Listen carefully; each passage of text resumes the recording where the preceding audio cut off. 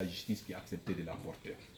C'est pourquoi nous exhortons le comité à faire les recommandations suivantes à l'État du Niger, d'abandonner les charges contre les défenseurs de droits de l'homme détenus ou en liberté provisoire, d'accélérer le processus d'adoption de la loi pour la protection des défenseurs, de mettre fin aux entraves à la liberté de manifestation, notamment en respectant le principe de déclaration et non de l'autorisation, de prendre le décret d'application à la charte d'accès à l'information, de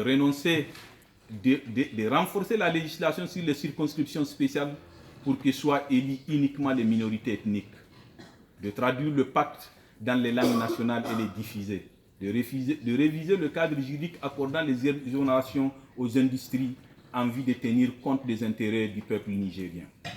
Point 2. La discrimination et violation à l'égard des femmes, des droits des enfants et autres groupes vulnérables. À travers plusieurs dispositions législatives et réglementaires, l'État du Niger s'est engagé à assurer l'égalité des droits aux hommes et aux femmes.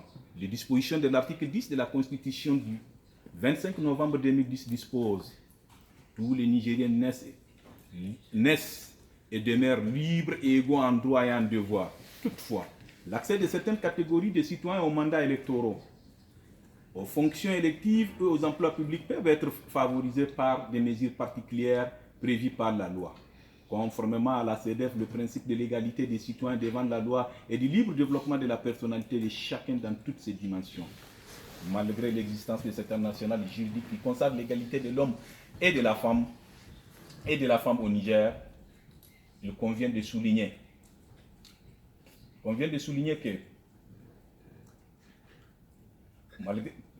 que plusieurs facteurs de déséquilibre persistent.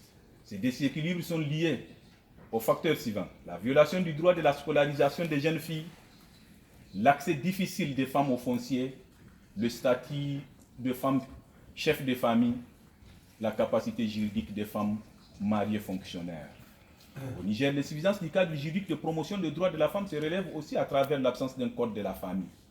C'est pourquoi nous exhortons le comité à recommander à l'État du Niger de procéder à la ratification du protocole de Maputo, de la levée des réserves sur la CEDEF, la modification de la loi sur le quota en vue d'atteindre la parité 50-50, de faciliter l'accès des femmes aux fonciers, de voter la loi devant l'Assemblée nationale pour la protection des jeunes filles, que la lumière soit faite sur le dossier du chantier de Boultungour, du charnier de Boultungour et toutes les affaires non illicitées à ce jour, de prendre les dispositions pour que dans le cadre des affaires de Boko Haram, y compris les repentis, les auteurs d'atrocités, enlèvements et violences à l'égard des femmes et jeunes filles soient identifiés, arrêtés et jugés.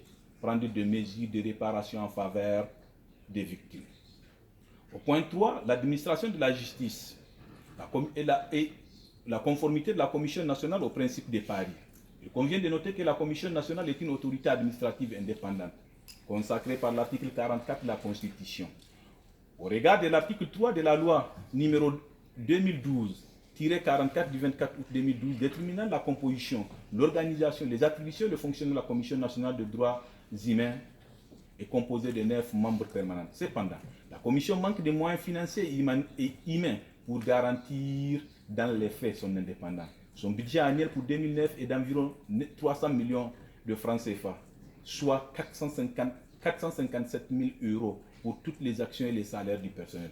Au vu des missions de la Commission, ce budget est très en deçà des besoins. Au sein de la Commission, il y a à ce jour une seule femme sur 9 commissaires. Au sein du personnel, les femmes représentent environ 20%.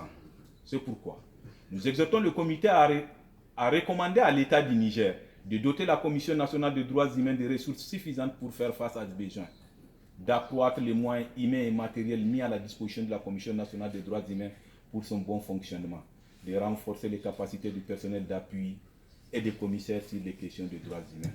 Merci.